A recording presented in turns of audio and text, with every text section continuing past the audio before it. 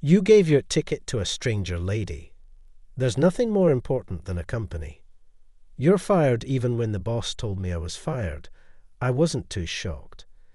Instead, I felt like I had pictured the true corporate culture of this company and almost blurted out, "I'm better off without this place anyway."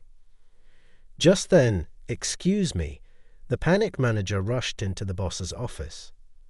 "Sir, our company is being featured as breaking news on TV. What's going on? Who is this person?" The faces of the COO and my boss turned pale as they looked at the DV screen. The person on the DV screen was, "My name is Mike. Here in New York City, I work at a healthcare products and related service provider. I belong to the sales department. Guess I have another membership quota to meet this month. Sales is rewarding but tough. That's the only way to put it. Our company's gym, based on the concept of a gym anyone can easily access at any time, has been expanding rapidly due to the recent health boom, making our business grow fast.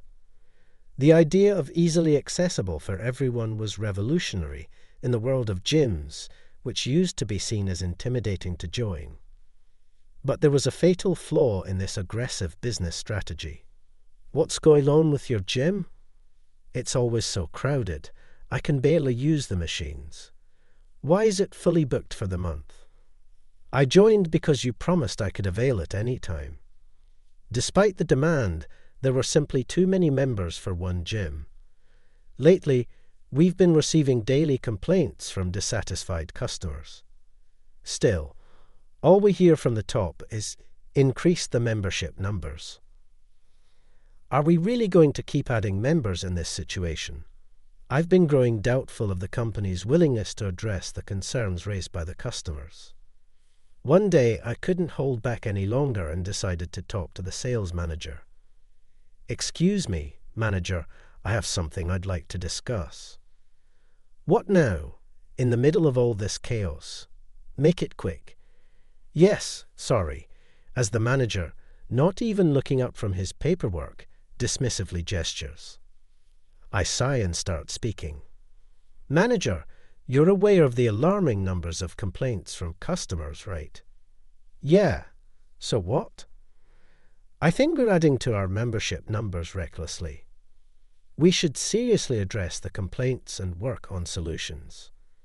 "Oh, Mike, you don't get it. That's the problem with the younger generation." The manager interrupts me, scratching his head in irritation. "Whatever we do, it costs money. We need to increase sales before we can think about solutions." "Well, that might be true, but still just focus on increasing the membership, you worthless employee. Ramp up the sales pitches to all the media for advertising. Got it?" "Understood." It was like talking to a wall, but when the higher-ups say this, there's not much else to do. I swallowed my frustration and quietly returned to my work, following the manager's orders. I started pitching our ads to various media outlets. Perhaps because of these efforts, some good news came my way. "Really? Is that true?" "Yes, we're interested in a tie-up with an RTV program." The caller was from the Alaska Broadcasting Company. Excitedly, they were considering not just commercial films, but also a TV show collaboration. "Thank you so much. We'd be delighted to work with you." "Thank you, but the show's schedule is quite tight. We'd like to meet as soon as possible, if that's all right with you. Any time is fine. I'll be there." "Thank you. I'll send you the schedule by email right away." "Thank you very much. I appreciate it." Even after hanging up, my hands were still shaking with surprise and joy. All right, can't just sit around now. A DV collaboration could be a significant achievement. Trying to contain my excitement, I booked a flight to head for the DV station's meeting. And then the day of the big meeting with the TV station arrived.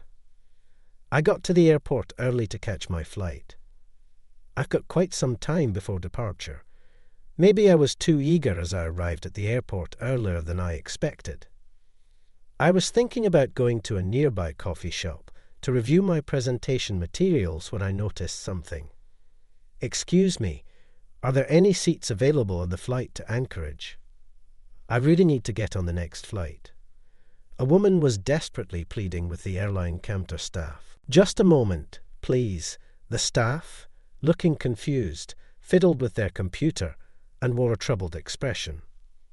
"I'm sorry, but all the flights to Anchorage today are fully booked." "Oh no, there's still time before the next flight, and we can put you on a waiting list for cancellations." "All right, please do that." After completing some simple procedures, the woman walked away from the counter looking unsteady. I wonder if she is okay. I found myself watching her as she sat down on a bench, covering her mouth with her hand, her shoulders shaking. It looked like she was crying. The next flight to Anchorage, huh? I glanced at the ticket in my hand. No, that's not right. I was here for work after all, chiding myself for even thinking about it. I started walking towards the coffee shop. As I passed by the woman sitting on the bench, her cell phone rang. "Hello, Jess. It's booked. I'm on a waiting list." "Oh, my, still unconscious. I'm okay. I'll try to get back today." Yes. Her trembling voice was audible as she spoke to the person on the other end of the phone. What happened? An accident or an illness? Someone important to her seemed to be in serious trouble. Oh, that's why she was so desperate. Stop it. Don't think about it anymore. Shaking my head to clear these thoughts, I passed the woman. I bought a cup of coffee, sat down, and spread out my materials. I wanted to focus, but I couldn't stop thinking about the woman nearby. I can't do anything for her. Murmuring to myself, I started to question, is that really true? I had what she needed right now. The more I thought, the more my heart raced, the more restless I felt. Come on, what am I even thinking? Unable to sit still any longer, I downed my lukewarm coffee, gathered my things, and left the coffee shop. I retraced my steps back. The woman was still sitting on the same bench. "Excuse me." She looked up in surprise when I spoke to her, her eyes wide open, wet with tears. "Are you all right?" "I'm sorry. Yes, I'm fine. She tried to put on a brave face, smiling, but her trembling lips betrayed her distress. The last bit of my hesitation, telling me not to get involved, vanished at that moment. What happened? I'm sorry. I saw you over there at the counter earlier. You were waiting for a ticket cancellation, right? My daughter was involved in a traffic accident and taken to the hospital." "Your daughter?"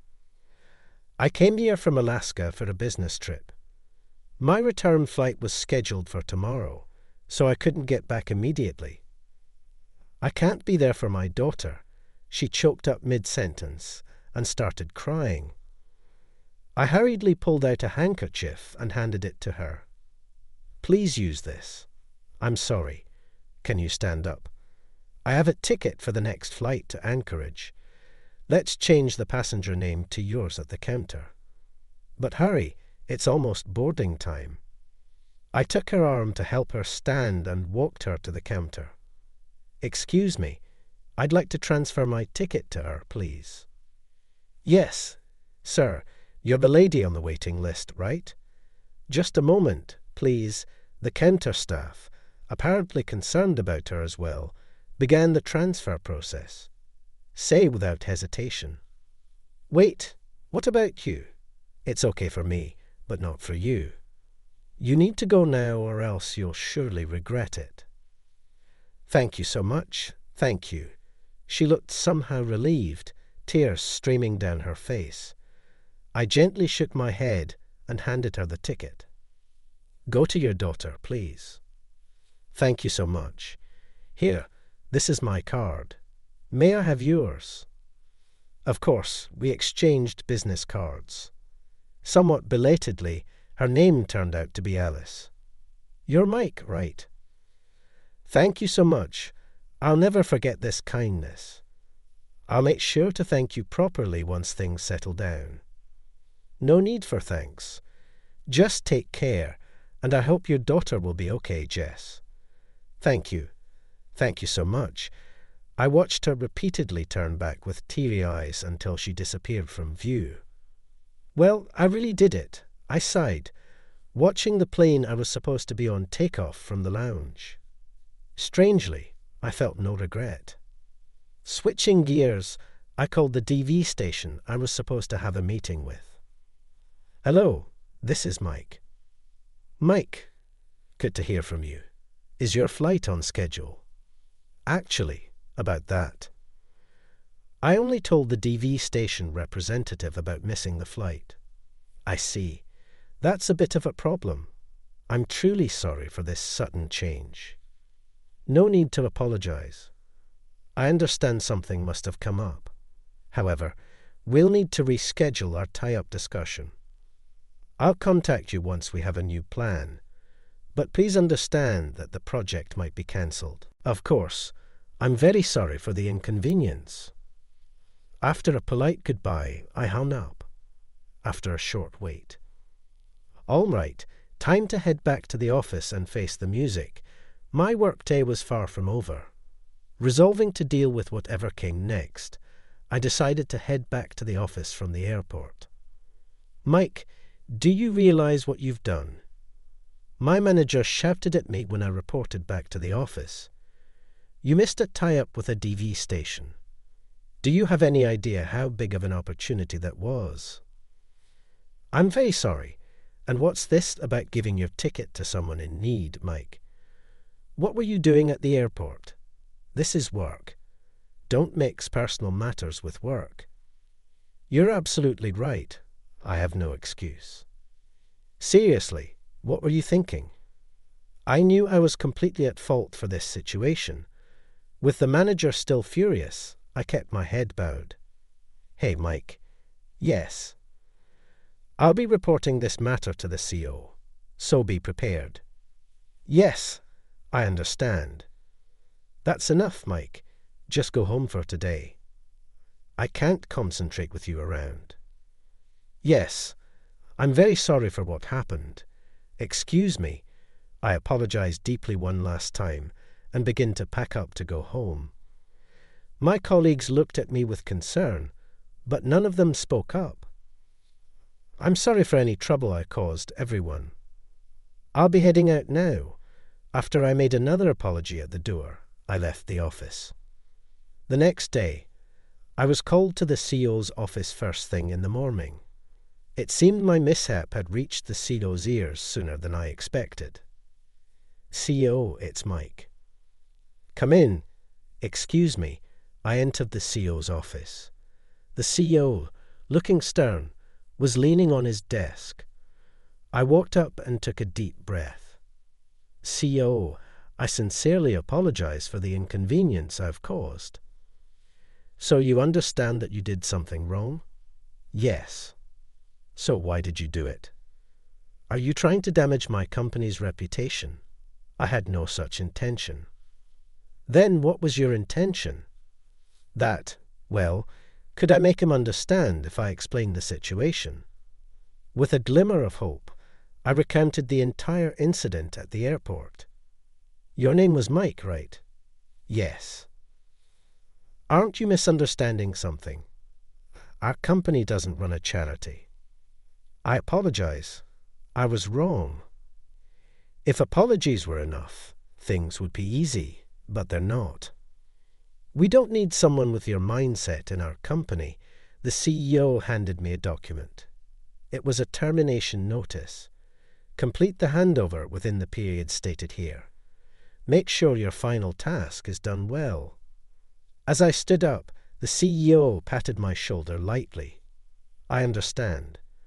I'll accept it without any words." Unfortunately, there was no room for defense, and the CEO urged me to leave his office. "Sai, So it's come to this, huh? Though the outcome was arguably the worst possible, I had no regrets. This was the right thing to do, wasn't it? I felt strangely liberated and found myself reminiscing about the past, the days shortly after I had moved to the city to study at the university. "Mike, calm down and listen." A sudden call from my mother. "What's the news?" She plunged my world into darkness. My sister, who had been receiving treatment at the hospital, had passed away. How could this happen? She looked fine when I went home for the holidays. Her condition suddenly deteriorated. Just hours ago, she was okay, but she's gone. Mom, I didn't know what to say to my mother, who couldn't hold back her sobs on the other end of the phone. "Hand over the phone, Mike." "Can you hear me, Dad?" "Mike, can you come home right away?" "Yeah, I'll head there right after this." "Do that, Mike." "Yay. What in the end she said she wanted to see you one last time, and then she passed away." "My gosh, sorry." "No, don't apologize. Just come back safely, okay?" I hung up the phone, feeling dazed. Back in my hometown, I used to visit her daily, but after moving, those visits became less frequent. "I'm sorry. I'm so sorry." Tears flowed freely. In the end, I couldn't do anything for my sister. As her brother, that regret of not being there for my sister's last moments weighed heavily on me. Perhaps that's why at the airport yesterday, I saw myself in a desperate woman's situation. I hope Alice is okay. I had no regrets about giving her my plane ticket. I hope she made it in time, and if possible, I wished for her daughter's recovery. My heart was filled with these hopes. A regret like that is better avoided. I hope that her tears will turn into smiles. With these thoughts, I returned to the office to start the handover process. Nearly a month later, after successfully handing over all my responsibilities and clients to my colleagues, I faced my last day at the company without any problems. "Thank you for everything." Mike, make sure you say goodbye to the co too." "Yes, sir." I nodded to him, who spoke without looking at me, and left the office.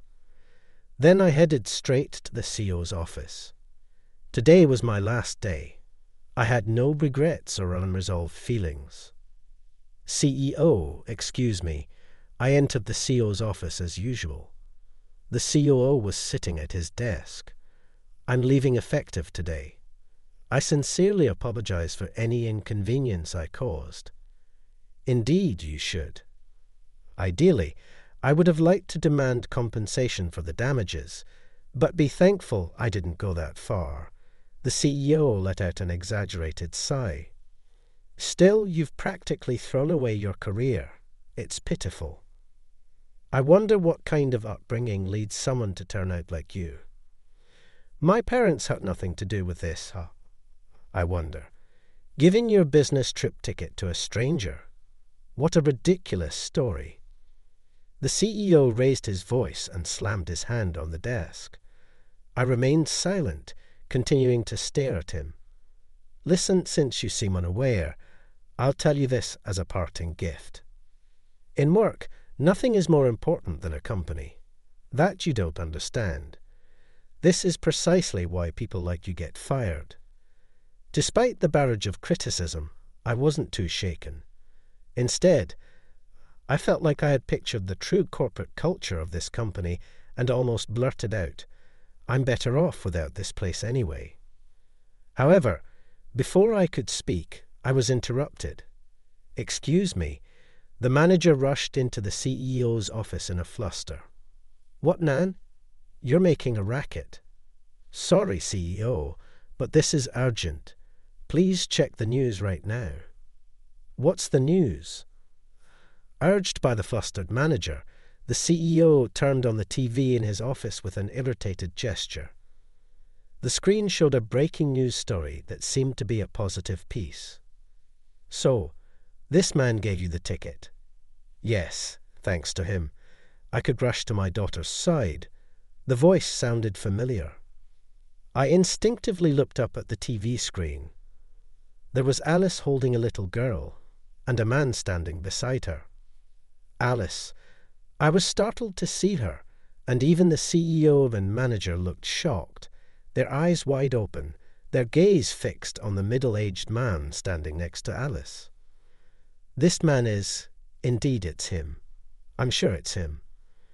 I've met him a few times in TV-related work. He's the former producer Thompson who used to work at a TV station in the city. The CEO audibly swallowed. On the TV screen, Alice was smiling as she responded to the interviewer. Someone from this company gave me his ticket. Thanks to him, I was able to reach my daughter. This is the company that's behind the popular gym chain, right? I hear your father has connections with this company. Then the microphone turned to the man next to Alice. It turns out he was her father. Yes, it's true. I later found out he was supposed to have a business meeting with my company. What a coincidence. Absolutely, but he didn't know that fact. I hope this news feature lets everyone know, despite the controversies surrounding that company, they have such amazing employees, he said firmly, and Alice, nodding and smiling beside him, continued, as long as they have employees like him, the company will be fine. I'm sure the bad rumours will disappear soon. Alice, with a beaming smile, hugged the little girl in her arms and added, I'll visit soon to express my gratitude. Please wait for me. With that, she waved her hand, and the screen switched to an advertisement. CEO, yes. The CEO's office was filled with an awkward silence. The manager and the CEO, speaking in hushed tones. I couldn't hear. We're sorry, Mike. Like this, please forgive us. Please show us mercy. Hold on a second. Forgive us. Mercy. What for? I was a bit taken aback by their desperation, but curious about what they were about to say. We had no idea that the woman you helped was the daughter of Mr. Kit. I'm sorry for overstepping, but please let us withdraw your dismissal, Mike. No, Mr. Mike, the CEO is going this far. Come on, you must be relieved not to be fired, right? It was a complete turnaround. They probably realized that my being fired would look bad now that Mr. Kit knew about it. As I stared down at them in disbelief, the CEO looked up at me with a sly grin. How about it? If you want, we can offer you any position. You can even take his place. Excuse me.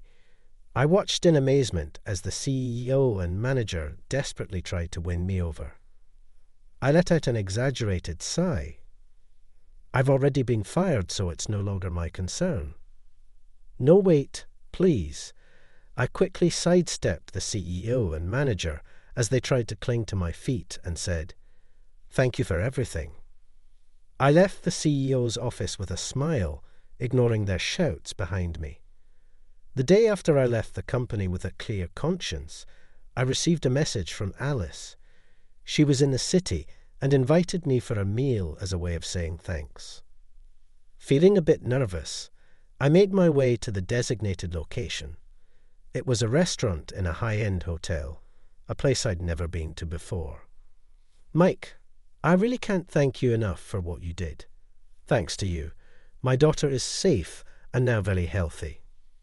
I'm just glad to hear she's doing well. I saw you on TV. Your daughter is adorable, just like you. Mike, you're quite the charmer, aren't you? I hope I'm not getting you in trouble with your husband. I'm single, actually. I got divorced before my daughter was born. Oh, I see. I'm sorry. It's okay. Don't worry about it. Alice smiled softly as she sipped her wine. Mike, did you take the day off from work today? About that, I actually got fired from my job. What? Sorry. After all the praise you gave me on TV, that's terrible. Do you have another job lined up? Not yet, actually. Then would you consider working at the DV station? My father is with Alaska, though, but I assure you, you won't regret it. Really? Are you sure that's okay? Of course. Let me just call my dad and confirm. Alice quickly pulled out her cell phone, her movements a blend of excitement and urgency. I had only met Alice twice, yet I'd seen so many sides of her. Tears, laughter, and now this flurry of excitement. Mike, he says you're more than welcome. After finishing the call, Alice turned to me with a beaming smile, the happiest and most beautiful expression I'd seen on her yet. Time passed, and thanks to Alice's introduction, I transitioned to a new job at the DV station in Alaska, where her father was a producer. Ridiculous firing a guy like you. That company is doomed. Upon learning about my dismissal, Alice's father used his influence to cancel the nearly finalized partnership deal his station had with the company where I was once an employee. It made sense after all. I had been the one who initiated and developed that project. Meanwhile, my old nest, plagued by a pileup of customer complaints and an increasing number of cancellations, was now teetering on the brink of bankruptcy. It's like they got what was coming to them. Indeed, such a shame. Don't worry about it, Alice. She looked downcast, and I offered her a reassuring smile. As time went by, Alice and I spent more and more time together, and now we were in a relationship, considering marriage. Alice, there's something I want to ask you. What is it? I've been thinking, meeting you that day, it might have been destiny. Destiny. I'm glad you're smiling, Alice. Your smile is what I love the most. Mike, you always know just what to say. We looked at each other and shared a light-hearted laugh. I promised myself that I would make Alice, her beloved daughter, and any future children we might have happy, a vow to make up for the sister I couldn't protect, to cherish them always.